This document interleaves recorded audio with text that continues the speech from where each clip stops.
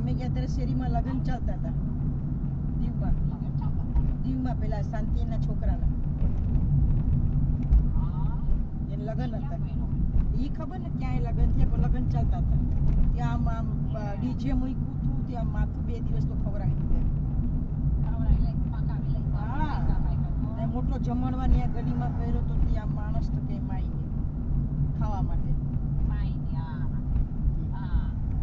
લગ્ન કરી નાખ્યા આવી મને કહેવા કે મને કે રૂમ આપશો મને મેં કહ્યું ના રૂમ નથી આપવાનો